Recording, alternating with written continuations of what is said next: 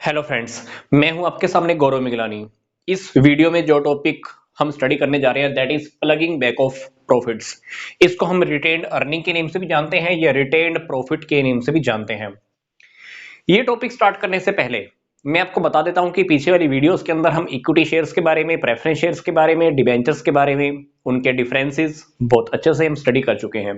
तो मैंने आपको पीछे वाली वीडियोस के लिंक इस वीडियो के डिस्क्रिप्शन बॉक्स में भी दिए हैं, क्योंकि हमारा चैप्टर कंटिन्यू चल रहा है सोर्सेज ऑफ बिजनेस फाइनेंस का। Yes, sources of business finance, जिसके अंदर हम बिजनेस फाइनेंस का फोर्थ सोर्स डिस्कस करने जा रहे हैं that is plugging back of profits या रिटेन्ड अर्निंग।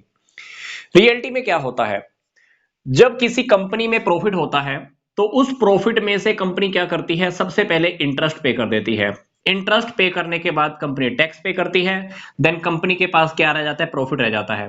इस प्रॉफिट में से कुछ वो डिविडेंड डिक्लेयर कर देती है और वो डिविडेंड पे भी कर देती है। और कुछ प्रॉफिट ऐसे होते हैं जो कंपनी अपने पास रोक कर रख लेती है। उस प्रॉफिट्स को हम क्या बोलते हैं, रिटेन्ड अर्निंग या रिटेन्ड प्रॉफिट बोलते हैं, क्योंकि ये वो प्रॉफिट हैं जो कंपनी ने अपने पास रोक कर रख लिए हैं। ये प्रॉफिट्स कंपनी कहां पर ट्रांसफर कर देती है, जर्नल रिजर्व में ट्रांसफर कर देती है। ध्यान से देखिए, प्रॉफिट्स जब बचे हैं उस प्रॉफिट्स में से मैंने क्या किया, शेयर होल्डर्स को डिविडेंड डिवाइड कर दिया और कुछ प्रॉफिट्स मैंने अपने पास रोक कर रख लिए। उसको मैंने क्या नेम दिया, रिटेन्ड अर्निंग का नाम दिया। अब यही रुके हुए प्रॉफिट, यही बचे हुए प्रॉफिट्स जब मैं बिजनेस में यूटिलाइज करता हूं तो मैं इसको क्या बोलता हूं, plugging back of profits. Yes, plugging back of profits. तो क्या हो रहा है, ध्यान से देखिए, प्रॉफिट्स में से कुछ प्रॉफिट्स मैंने डिवाइड कर दिए डिविडेंड्स की फॉर्म में, बाकी प्रॉफिट्स मैंने रिटेन कर लिए, उसको मैंने ट्रांसफर कर दिया जनरल रिजर्व में। अब ये वाले प्रॉफिट बिजनेस में यूज आने वाले हैं। बिजनेस को अगर मुझे डेवलप करना है या मुझे बिजनेस को एक्सपेंड करना है, मतलब बिजनेस को बढ़ाना है, तो ये पैसा मैं अब यूटिलाइज कर सकता हूं। जब यही प्रॉफिट मैं अब बिजनेस में यूटिलाइज करूंगा तो मैं इसको क्या बोलूंगा, प्लगिंग बैक ऑफ प्रॉफिट्स।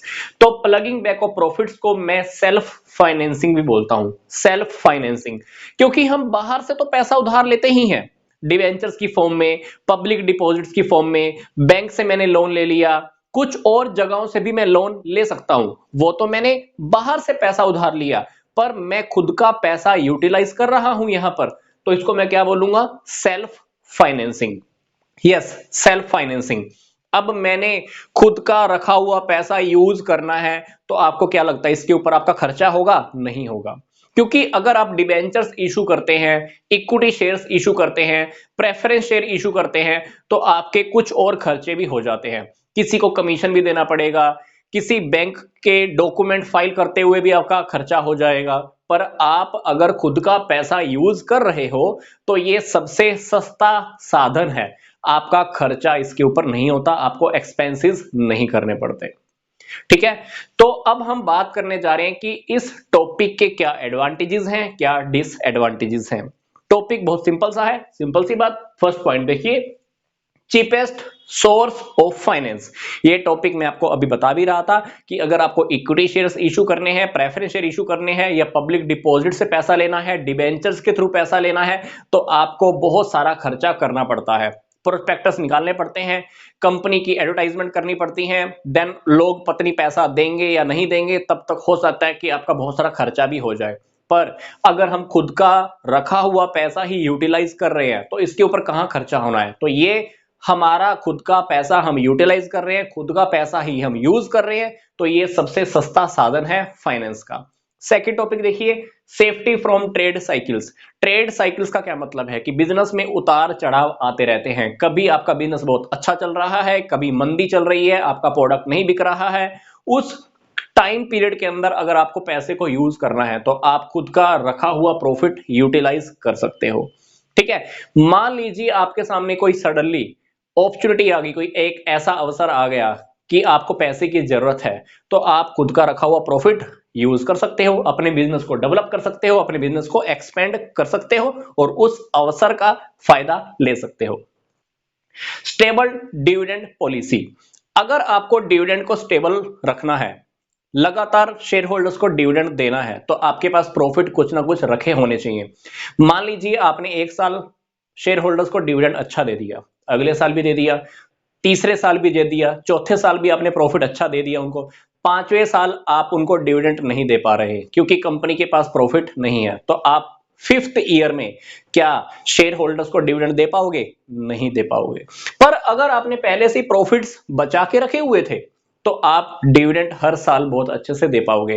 तो अगर आप डिविडेंड को स्टेबल रखना चाहते हो, शेयर होल्डर्स को खुश रखना चाहते हो, शेयर होल्डर्स को हर बार डिविडेंड पे करना चाहते हो, तो आपके पास रिटेन्ड अर्निंग का होना बहुत जरूरी है। ये फ्यूचर में आपके काम आता है। फिर बात आती है एक्सपेंशन और डेवलपमेंट। ये बात तो हमने भी स्टडी भी की थी कि अगर आपको बिजनेस को एक्सपेंड करना है या डेवलप करना है, बिजनेस को बड़ा करना है, तो रिटेन्ड अर्निंग आपकी बहुत हेल्प करती है। फिर लास्ट पॉइंट है वैल्यू ऑफ शेयर्स। जिस कंपनी के शेयर्स की वैल्यू ज्यादा होती है उसका कारण एक ये भी होता है कि उस कंपनी के जनरल रिजर्व ज्यादा इंक्रीज हो चुके होते हैं। अब मान लीजिए मेरे पास पैसा बहुत ज्यादा है, तो आपको क्या लगेगा कि मेरी गुडविल ज्यादा होगी कि नहीं होगी? बिल्कुल यस। तो जिस कंपनी के पास जनरल रिजर्व के अंदर पैसा रखा हुआ है, प्रॉफिट्स काफी रखे हुए हैं, तो उस कंपनी को लोग अच्छा मानते हैं, और जिस कंपनी को लोग अच्छा मानते हैं डेफिनेटली उनके शेयर्स की वैल्यू भी ज्यादा होती है। यस। तो जिस कंपनी के पास रिटेन्ड अर्निंग जितनी ज्यादा है, जनरल रिजर्व के अंदर जितना अमाउंट ज्यादा है, उस कंपनी की शेयर्स की वैल्यू उतनी ही ज्यादा होती है। अब जनरल रिजर्व का ज्यादा होना मतलब हम पैसा आसानी से कहीं पर इन्वेस्टमेंट भी कर सकते हैं, तो इससे कंट्री की डेवलपमेंट भी होती है। अब कंट्री की डेवलपमेंट हो रही है, हम लोगों के लिए बिजनेस खड़ा कर रहे हैं, तो हमारे पास और इनकम आएगी, कैपिटल से कैपिटल और जनरेट होती है। कहते हैं ना कि पैसे से पैसा और बनता है, तो वैसे ही कैपिटल फॉर्मेशन के अंदर रिटेन्ड अर्निंग बहुत हेल्प करती है। बात करते हैं डिसएडवांटेजेस की, क्या नुकसान हो सकता है, लिमिटेशंस के पॉइंट है। पहला पॉइंट है डेंजर ऑफ मोनोपोली। इस पॉइंट को जरा ध्यान से समझिएगा। मान लीजिए एक कंपनी को हर साल बहुत ज्यादा प्रॉफिट हो रहे हैं, वो कंपनी प्रॉफिट्स में से काफी सारा प्रॉफिट बचा के रख रही है, सारा प्रॉफिट डिवाइड नहीं करती, थोड़ा सा प्रॉफिट बांटती है और बहुत सारा प्रॉफिट रोक के रख लेती है। 5-10 सालों के बाद उस कंपनी के पास मान लो इतने सारे प्रॉफिट इकट्ठे हो गए, उस कंपनी ने क्या किया? एक बहुत बड़ा एम्पायर खड़ा किया और एक बहुत बड़ा बिजनेस खड़ा किया। ऐसे ऐसे प्रोडक्ट उस कंपनी ने लॉन्च करने स्टार्ट किए कि उस कंपनी की टक्कर में कोई कंपनी नहीं है। वो अकेली एक ऐसी कंपनी है और एक ऐसा प्रोडक्ट बना रही है, वैसा प्रोडक्ट और कोई कंपनी नहीं बना रही। तो जब हम एक ऐसा प्रोडक्ट बना रहे हैं जो प्रोडक्ट कोई और कंपनी नहीं बना रही, तो हम उसको कहेंगे कि हमने उस प्रोडक्ट के अंदर मोनोपोली हासिल कर लिया है। अब इस प्रकार की कंपनीज क्या करती हैं? अपने प्रोडक्ट को मन चाहे रेट के ऊपर बेचेंगी, बहुत हाई रेट्स चार्ज करना स्टार्ट कर देती हैं। मतलब रिटेन्ड अर्निंग की वजह से कभी कभी कंपनी मोनोपोली की सिचुएशन में आ जाती है, ऐसा प्रोडक्ट बनाती है कि उसके कंपटीशन के अंदर दूसरी कोई कंपनी नहीं है। अदरवाइज कंपटीशन के अंदर क्या होता है? मान लीजिए एक कंपनी ने टूथपेस्ट निकाली, उसकी कंपनी की टक्कर में कोई और कंपनी नहीं है, तो वो कंपनी क्या करेगी? टूथपेस्ट को बहुत महंगा बेचेगी। पर अगर दूसरी कंपनी ने, तीसरी कंपनी ने, चौथी कंपनी ने भी टूथपेस्ट निकाल दी, तो पहले वाली कंपनी को टूथपेस्ट का रेट कम करना पड़ेगा। तो यहां पर मैं यही समझा रहा था कि अगर प्रोडक्ट को बेचने वाली एक ही कंपनी है, उस प्रोडक्ट की टक्कर में कोई और कंपनी है ही नहीं, तो वो कंपनी क्या करेगी? मन चाहा रेट वसूल करने वाली है। तो रिटेन्ड अर्निंग की वजह से कभी कभी कुछ कंपनीज मोनोपोली की सिचुएशन में भी आ जाती हैं।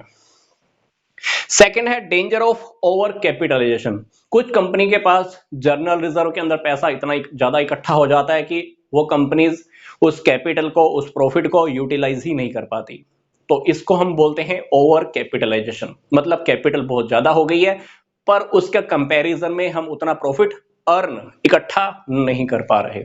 आपके पास रखे हुए हैं 10 लाख रुपए, आप उस 10 लाख रुपए को मान लो यूटिलाइज ही नहीं कर पा रहे, प्रॉफिट ही नहीं कमा पा रहे, तो आपके पास कैपिटल मतलब फालतू में पड़ी हुई है, उसको हम बोलेंगे danger of capitalization, sorry over capitalization. फिर नेक्स्ट पॉइंट हमारा possibility of the loss to share holders. Companies अक्सर क्या करती हैं? शेयर होल्डर्स को डिविडेंड थोड़ा सा देती हैं, बाकी का सारा प्रॉफिट रोककर रख लेती हैं खुद के लिए, खुद की ग्रोथ के लिए, खुद की एक्सपेंशन के लिए। तो इससे नुकसान अल्टीमेटली कहां हो रहा है? शेयर होल्डर्स को हो रहा है, क्योंकि शेयर होल्डर्स सेटिस्फाई नहीं रहते। कंपनी क्या करती हैं?